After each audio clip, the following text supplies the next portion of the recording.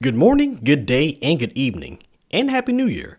Ladies and gentlemen, boys and girls of all races, ages, genders, sexual orientations, religions, etc. I'm going to be starting off the year hot, as today I'm going to be talking about a topic that is incredibly sensitive and highly controversial, given the disturbing nature of the incident. It is one that many remember as a day that shocked not only the citizens of the country, but those worldwide.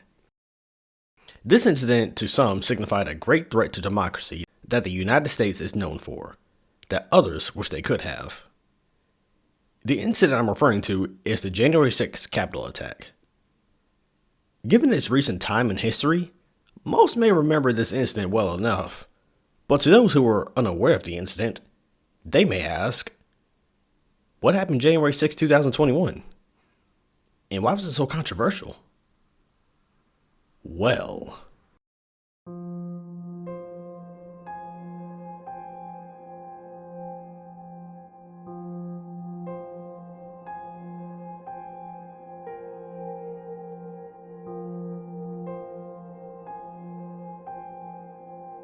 prior to becoming the 45th President of the United States, Donald J. Trump was seen as a businessman, entertainer, and billionaire, among other contentious things associated with him at the time.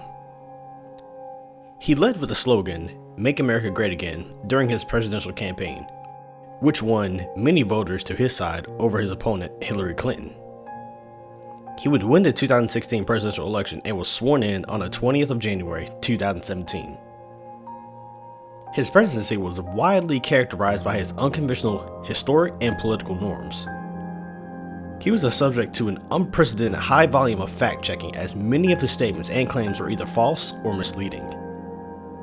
It was during his presidency that the country saw a sharp spike in hate crimes and white supremacist propaganda, with a study from the Southern Poverty Law Center noting a 55% increase in white nationalist hate groups. Despite this, other studies have indicated that the overall levels of private prejudice among the general population may have remained stable or even slightly decreased, though Trump's rhetoric emboldened individuals with existing prejudice to express them more openly. His actions during the pandemic of 2020 was also marked with criticism, spanning from his dismissal of the severity of the illness to dismantling preparedness infrastructure.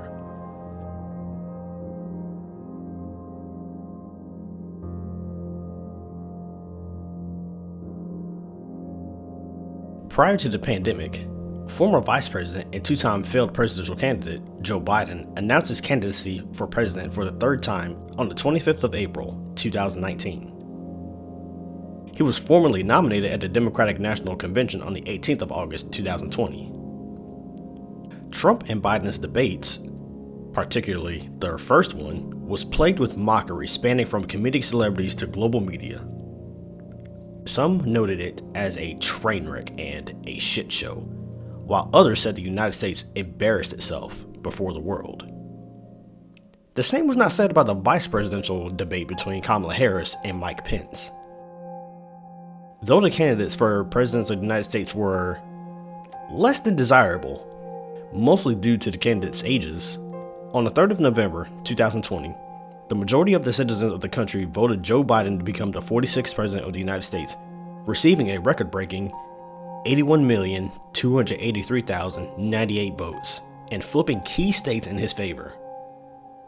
With this victory, not only did Biden get his chance at being president on his third attempt, but Kamala Harris would become the first female, Black American, and Asian American vice president, and the highest-ranking female official in the history of the United States.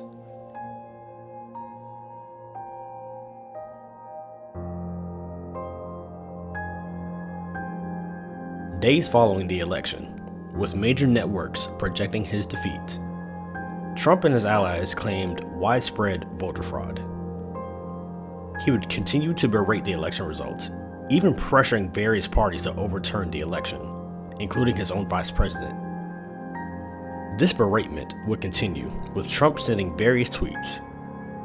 One tweet from the 19th of December 2020 included an announcement of a big protest in DC on January 6th, with him further stating, "Be there, will be wild."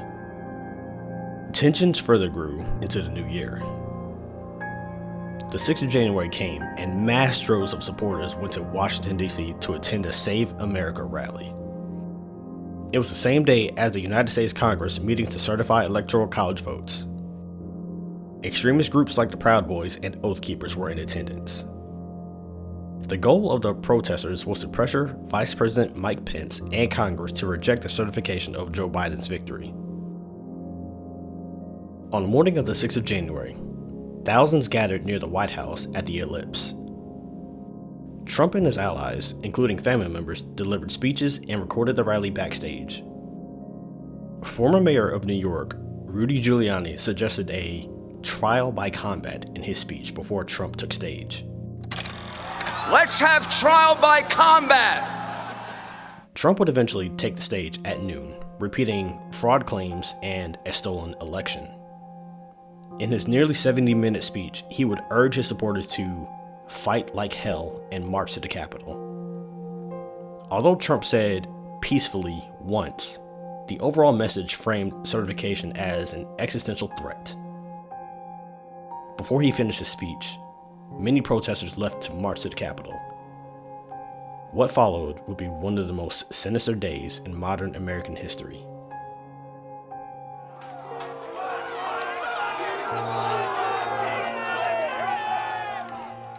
Around 12:30, prior to the joint session of the U.S. Congress with Pence opening electoral college certifications and objections from Republican lawmakers, a crowd of about 300 gathered at the east side of the Capitol.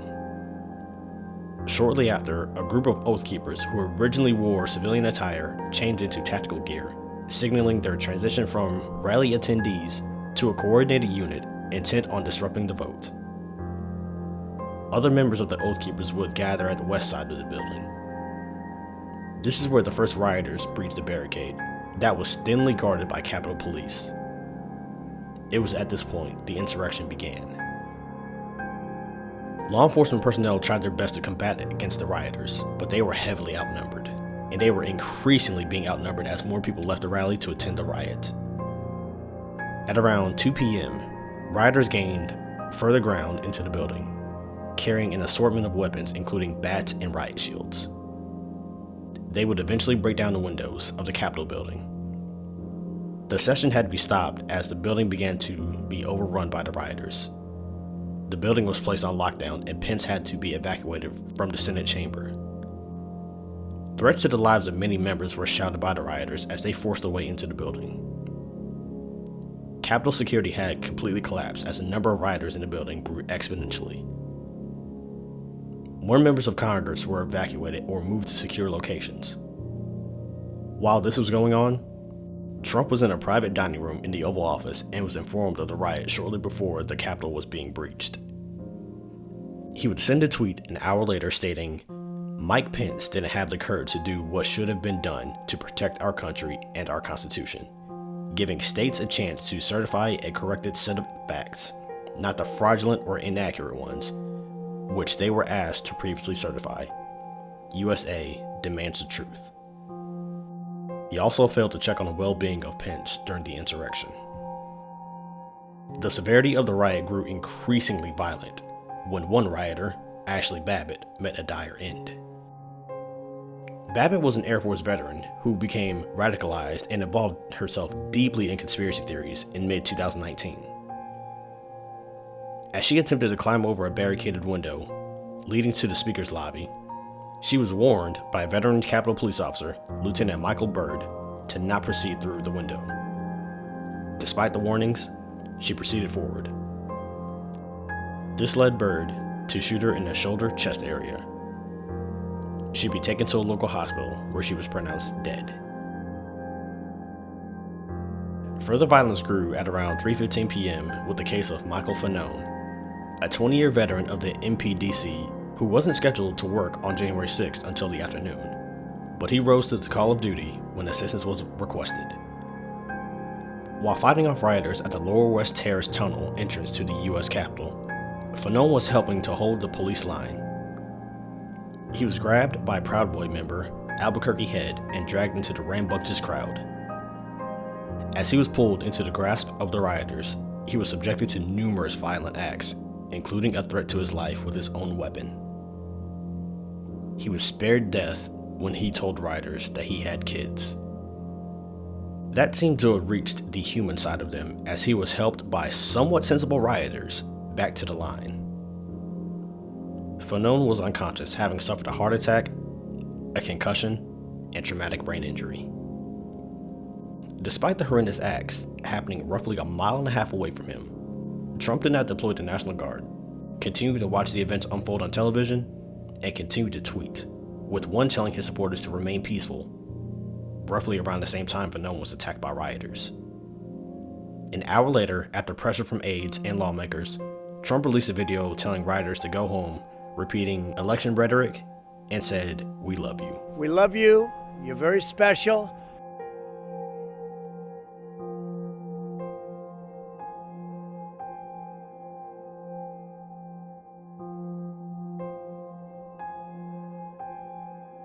At around 5:30 p.m., more law enforcement personnel and the National Guard joined forces to combat the rioters and finally regained control following hours of delay of the Guard. By 6 p.m., a curfew went into effect.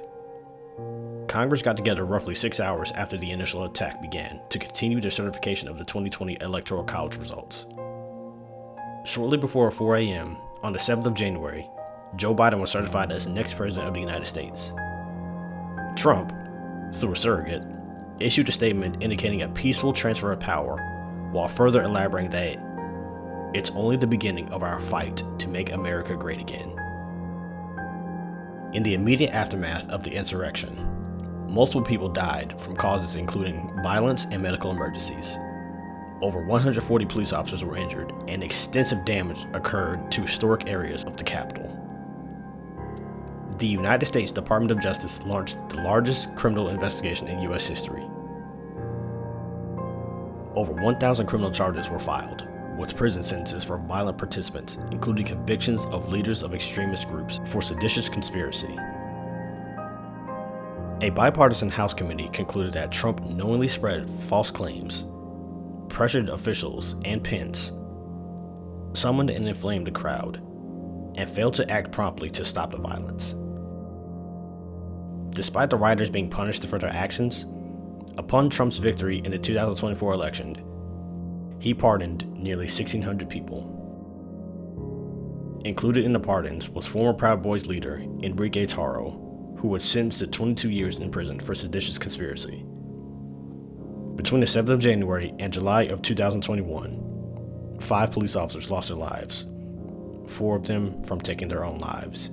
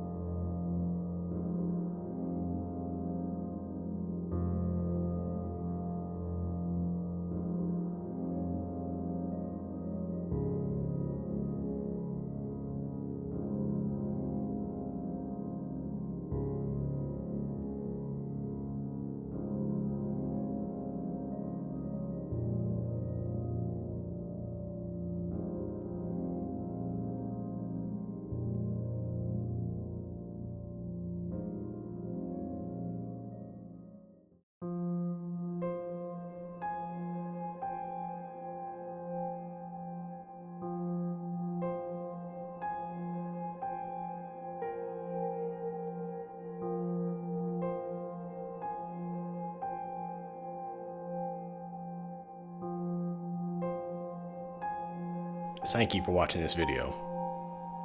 I've done some daunting videos in the past, but this one is probably one of the hardest I've done. I honestly got a bit emotional from reading about the officers who took their lives because of this incident. I remember being stationed in Hawaii when the riot happened. I was in the basic leadership course when we couldn't be in a classroom environment due to the pandemic, so we utilized a hybrid block of instruction. During our break, one of my peers pointed out what was going on. I remember pulling up a video of the incident and saw a live broadcast of people rioting. I remember asking myself, what the hell is going on? Part of me was worried about my family as they were not too far from Washington, D.C. It made me wonder if the riots were going to spread. That said, in my videos, I try to keep my emotion and bias out of my research, and especially for this topic. But now that I'm at the conclusion of my work, I feel the need to express my thoughts. First off, how the fuck is Trump president of the United States again? How can someone see his actions before, during, and after the riot and still find him fit to lead this country? The riot alone should have eliminated him from candidacy. His current seat as president proves America has learned not a damn thing. And it's sad because those same people who voted for him are going to be the demise of what this country will soon formally be. As an active duty service member stationed overseas, I would meet people in parts of Europe. And when they asked me where I'm from, even though it was obvious, I was embarrassed to say I was American. This incident was part of the reason why. Because in 2018, I had to raise my hand and swear to defend people who had such radical views against enemies both foreign and domestic. People who are so blinded by hate, who would most likely have no problem treating me like garbage, and are so loyal to an egotistical psychopath, is baffling. Not to mention the long list of other damning acts currently going against him. It's truly a wonder how society got this far. Granted, no country is perfect. I understand it and I get that. But when you brush something off like this and vote for someone who literally could not care any less about you than he already doesn't, especially when your pockets aren't as deep as his, it makes a sensible person ask about the direction of this country. Obama, hell, Joe Biden, even Kamala Harris, had she been elected, could have pulled this off. And I would still be ashamed of myself for voting for either one of them.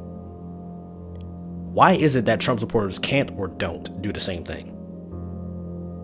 It's honestly disgusting and abhorrent. I and most others can only hope that things get better sooner before it gets worse. Only time will tell. With that being said, thank you for watching. Take care of yourselves. Make good decisions. And have a wonderful rest of your day.